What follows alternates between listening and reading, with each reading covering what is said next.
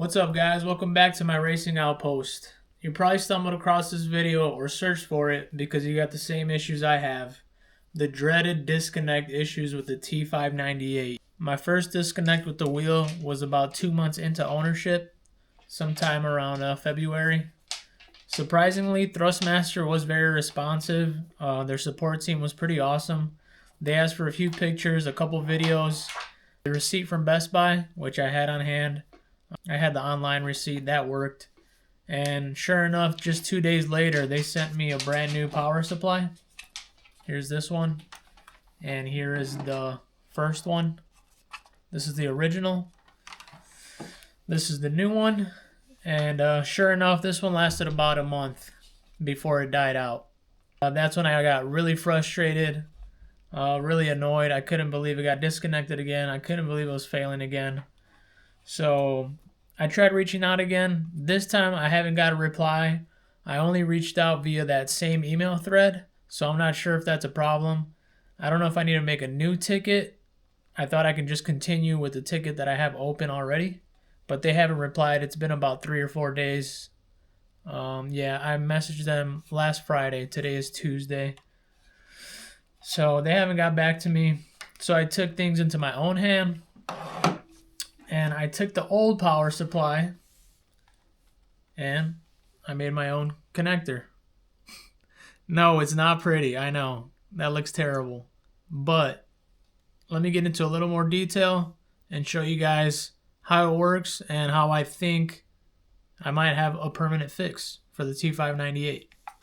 So to begin, let's go over the type of connector that the T598 has from the power supply into the base. Real quick, it has a 3 Molex pin connector, and here's the female end. Probably can't see it too well. I'm gonna put some pictures up in the video, but you got this female end. Now the problem with this style connector is that it's not fully closed. It has a slit in the middle. On each pin, on each female connector, it has a slit in the middle. So with a wheel like this that causes so much vibration, so much heat on some of these games, it gets really hot, especially GT7. Those little slits in the middle, they start opening. So now your female end on this connector is getting looser and looser and looser the more you play as time goes on. Eventually, you start to lose power. As soon as this wheel loses any type of power in the connection, it'll instantly disconnect it for safety. So eventually they get so bad that sometimes it won't even read it anymore at all. It won't even come on. For me, it would turn on, it would recognize the controller for about a second, and then it would just disconnect without me even touching the wheel. All I would touch was the PlayStation button. It would say controller connected, and then instantly it would say controller disconnected. So I was getting nothing at all. And that was with my first power supply. That's how that one went bad. And now this one is starting to fail. I'm getting disconnects really, really often now. So this one was completely dead. I couldn't even get the controller to get connected really. It would connect and then instantly die. So here's what I did. I took my old one, which was the worst out of the two with the symptoms, and I decided to just cut the connector completely off. And I'm going to put the GoPro on a head mount and try to show you guys a little more detail of how I did it. Okay, so I want to show you guys this connector here, but I want to show you guys how easy it is to slide in there. There's absolutely no pressure whatsoever. You want that to be nice and snug, and these just have way too much play. I mean, yeah, it locks in there, but without any pressure whatsoever. I mean, it just moves around, it wiggles. That should not be like that in my opinion. I think this was a very, very bad design. Whoever approved this should get fired in my opinion. This is terrible. Okay, so here's my old power supply, and here's what I ended up doing with it. It's not pretty. I'm not an electrician by any means. I just wanted something that would work. Obviously, you could do this a much cleaner way, I'm sure. All the electricians are going to torch me. I don't care. It works. If you guys can do this and make it cleaner, make a video for everybody else so we can see how it's done. But you're gonna cut off the connector completely. Bam, just cut it off. And you're gonna have a sleeve of ground wire. You can kind of see it there still a little bit. This thing isn't focusing, but there's ground wire here. It wraps around the white sleeve, and then your white sleeve wire, that's your power line, all right? So I took the ground wire, I made it its own pin, and then the main line coming out, the power line, gets split between 2 pins. Remember, you got 3 pins on the Molex connector. You got your 3 pins.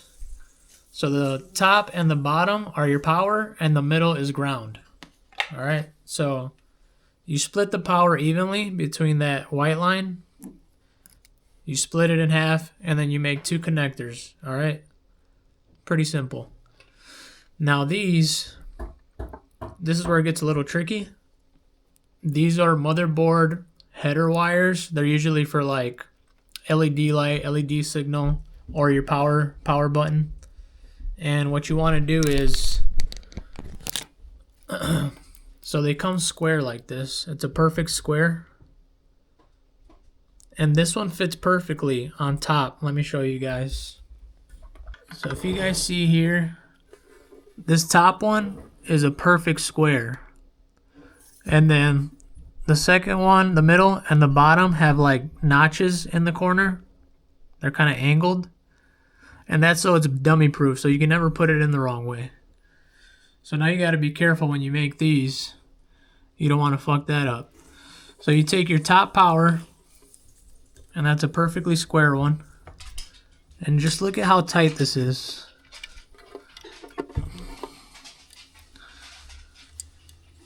I mean, look at that. Getting it in there, it's nice and snug. There's absolutely no play whatsoever. Goes in perfectly.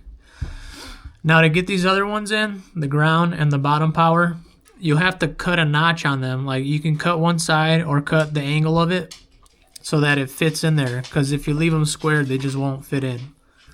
So make sure you take your ground. Make sure it's the ground one. Take your cut side. Put it in right. There's a middle one. Nice and snug. And then your bottom one. Take your cut edge. Put it on the right one. Super snug. Look at that. Okay, I had to get my phone out so I can focus a little more. But I mean, you can see the difference there. Just how tight and snug they fit. I mean, it's night and day. And then I'll put some duct tape around here because I still have some bare wire. Or not duct tape, electrical tape, sorry.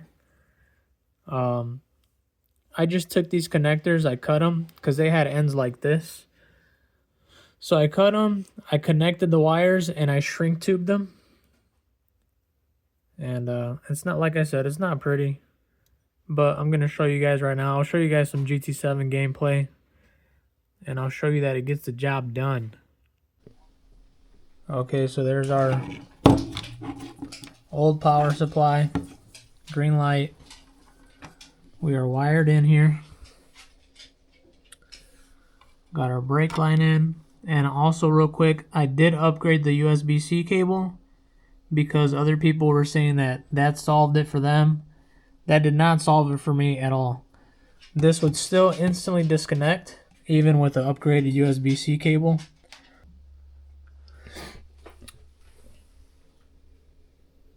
There's our wiring setup. Nothing crazy. I did move it over for testing purposes over here. I had it on my cockpit over there. But as you can see, I am making the change. I'll get into that more in another video. So let's go racing, and I want to show you guys that this dead power supply is back to life. And I want to confidently say that it's permanently fixed the way I did it. Alright, so first up, let's just go into settings, see if our pedals are working. I know that's another big issue. When the power supply starts failing, people lose connection to their pedals. So we have steering, obviously. Accelerator 100, brake 100. So it's looking really good. This setup is pretty awful. We're making it work. Now let's get into a race. We are at Spa and we're gonna go GT3. That's my dog making all that noise. I've got about 5 hours of testing with this wiring setup and I haven't had any disconnect issues. I know that's not too much time, but from a completely dead power supply to working perfectly fine for 5 hours of racing, I think I brought it back to life, and I can safely say that those connectors are not going to get loose. They just won't. So let's get into a race, show you guys that it works. I can feel all the force feedback. It feels really strong. The pedals feel very responsive. We have all of our power.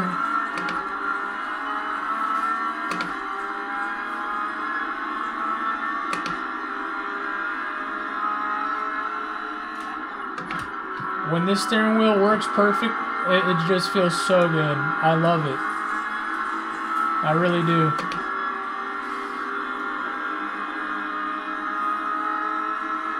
The disconnect issue is very frustrating, I won't lie, but I want to show you guys that there's workarounds and you can just fix it at home yourself for very cheap.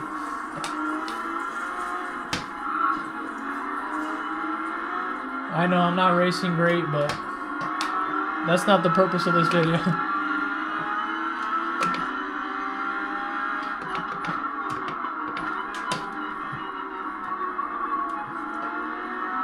Alright, so we're coming to the end of this lap. The steering wheel feels amazing. Again, it feels like it did when it was brand new. Well, it was technically never brand new for me. I bought an open box, but it felt great out of the box when I got it. But there you have it. I mean, it's working. With that easy fix, I brought back a completely dead power supply back to life and possibly a permanent fix for the T598, which would be really cool. I have seen others hardwire it themselves too, or send it out to electricians to get it hardwired for pretty cheap too. I'll share some pictures from what I've seen and how others have fixed it. Why they haven't come forward and made a video showing how they did it is beyond me. I mean, they're on the groups and they see hundreds of people having this issue. You would think somebody would make a video already. Now, how do I feel about the T598 after having these issues with the power supplies? I am a little disappointed. If you're a DIY person and you can handle fixing certain issues like that, maybe it's not a big deal. I was able to fix it, and I think it's still a great wheel, even after having those issues. I do think Thrustmaster kind of dropped the ball. Being such a big company and such a well-known company, they should have definitely done some more testing before they started shipping these out. And I gotta say it again, they should have just gone with a different connector completely. That connector is terrible. Would I pay $600 for the T598? No, I didn't to begin with. I got it open box for $400. I think if you can find it for $400, $450, maybe even $500, I think it is still a great wheel, wheelbase, and the ecosystem is pretty cool. The Ferrari wheel that I had, I sold it unfortunately because I'm gonna move over to MOZA. That Ferrari wheel was beautiful. It felt really good. The Ferrari 488 GT3 wheel. The build quality on that was amazing. I do think they have some pretty awesome products. They just have certain issues here and there. I would still recommend it overall, but like I said, not full price. Get it at a discount, get it open box, get it refurbished, and then why not just be proactive, order up a power supply. I guess they have them now on the website for $50. So take the bad one, chop off the connector, make your own connector, get it permanently fixed, and then you're rocking a fresh T598, no longer have any issues, and you'll be a happy camper. So that's my fix for my T598, guys. Pretty easy DIY project at home for you guys. Let me know if this video helped you guys. If it did, hit the subscribe button, hit the like. I'd appreciate it a lot. It helps out the channel. I'm still getting used to this whole YouTube thing and getting comfortable talking in front of the camera. I don't know, it's probably obvious. You could tell that I'm not the most comfortable at this, but we're getting there.